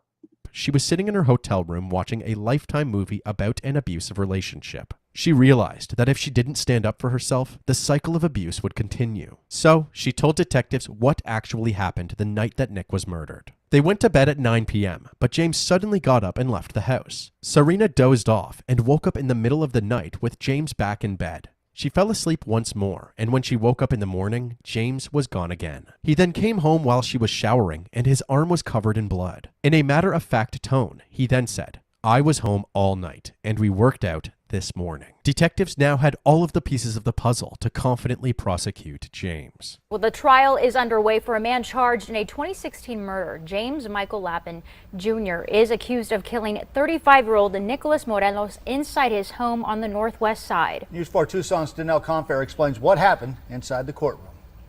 The prosecution and defense laid out opening statements today, but the most chilling testimony was from the victim's fiance. Christina Trepanitis is the one who found Nicholas Morelos' body in July of 2016. On the stand today, she says she got worried when Morelos didn't respond to her calls or texts that morning, so she drove to his home to check on him. And I looked at him for a second and he was calling his name and I could see that the blood was already dry, that he was probably. Thank you, Jen. I appreciate the compliment. And I just backed up and just went down the stairs and called 911 right away. Both the victim and LaPon Jr. worked at the Pinal Air Park in Marana. The prosecution says that LaPon started having an affair with a woman from work after the victim had broken up with her. James LaPan snuck into Nick Melos' backyard and climbed onto the roof of the patio outside of Nick's bedroom window. And with a .45 caliber semi-automatic pistol, the defendant fired shots into Nick's bedroom. She says LaPon cut his arm on glass from the window, leaving behind a trail of blood. But the defense says the DNA doesn't prove his client's guilt. The prosecution swept the defense, and when it came time for deliberations, the jury didn't need long to reach a verdict. We, the jury, do find the I hate to say that was a piss poor job by the defense attorney. Yes, the blood says everything, because when he was originally questioned by the police, he said that he didn't know about Jessica X. He didn't know who she was dating. This is what he said. He didn't know this guy, nothing, right? And then he started to lead on to let them know, hey, yeah, we work at the same company. And, I have beef with this guy. He's been messing with me on the job. And then he also, there's things that led up to this, right? And then there should be no reason why he had his blood on his work pants if you didn't know where he lived, right? Then you slipped up and said that Jessica told you where he lived. What would be the reason for you to be going over to his house? You had no reason to be at his house. That was a piss poor job. But the defense attorney knew that they really didn't have much leg to go on. They really didn't, and especially since his wife, she put the nail in the coffin when she admitted that she lied and covered for him with the alibi. After that, they had everything they needed. Let's go on. defendant, James LaPan, guilty of the offense first-degree murder. James LaPan Jr. was found guilty of burglary and the first-degree murder of Nicholas Morelos. He was sentenced to life in prison and currently resides in the Arizona Department of Corrections. As for James and Serena's relationship, their divorce was finalized in 2019. Jessica Stilwell was never charged for her involvement in the murder of Nicholas Morelos. That's crazy. I can't believe that they didn't charge her or at least gave her something. She's the one who gave him his address. He wouldn't even know where this guy lived at. He wouldn't know where this guy lived at unless he was to bribe someone on the job and to look at his personal information because, they were in a government facility and it was working with the military. Yeah, you have to have access to that, right? Not everybody has access to other people's information, where they live. And that's usually people who are a part of admin personnelists, right? I know this because I'm in the armed forces myself. So not everybody gets that access, you know what I'm saying? Especially if you have certain specific type of jobs. And it doesn't matter whether or not if you're a contractor for the military, you don't get that type of access, right? She's the one who gave you the address. You had no business going to his house.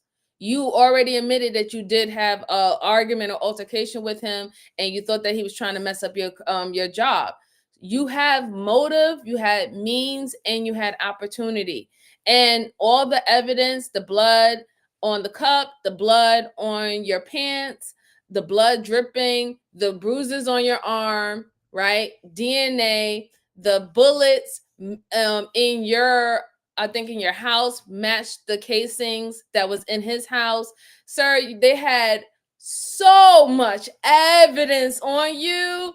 There's no way. There's absolutely no way. But I'm surprised that she didn't really even get anything about it because, I think the reason why they didn't charge her is because of the simple fact that they had that altercation, right? So they can't really prove necessarily that she gave him that information because she wanted him to be harmed. So they didn't want to lead with that, and they wasn't going to prove that, they decided to let her go. But I think that she should have got something. Me personally. But guys, listen. I was going to do one more for you guys, but I'm going to just be really honest with you. the first case that we did with the little boy, Jordan, has really, really, really hurt me, and it has like drained any form of kind of energy that I really had to continue on. I don't really have the stomach right now to listen to another case of someone losing their life or being in a horrible position and people being disgusting human beings. I really don't have it. I don't have it in me. So I'm going to literally end it now. I hope that y'all enjoyed the cases, not as in just the convictions that happened, but just understanding the mindset of some individuals, the things that were happening, and more of insight of what some people are enduring during their most dire situations, right? I appreciate all of you. I appreciate that y'all all rocked out for me as long as you have. Please hit the like button, comment later on if you have any cases that you would like me to go over. I have no problem doing that. Please share this out to anybody who likes these cases. And I hope that you do like the immersive interactions of going over these cases. I know some of you good folks in the chat have explained that some of these cases you are well aware of, and this is your thing. You like to look at these interrogations and stuff like that. So I definitely appreciate that I can actually converse with you. I enjoy it. And I'll just say thank you very much. I really do. Please hit that like button. And if you want to support, you can send a super chat. You can send a super thanks. It doesn't matter. But I just enjoy all this with you guys. And I'm going to go ahead, rest a little bit, and go ahead and head into work. So I'll see you guys on the next one. I'll probably go live on Monday, but we will see. Take care, everyone. You have a good night. Bye-bye.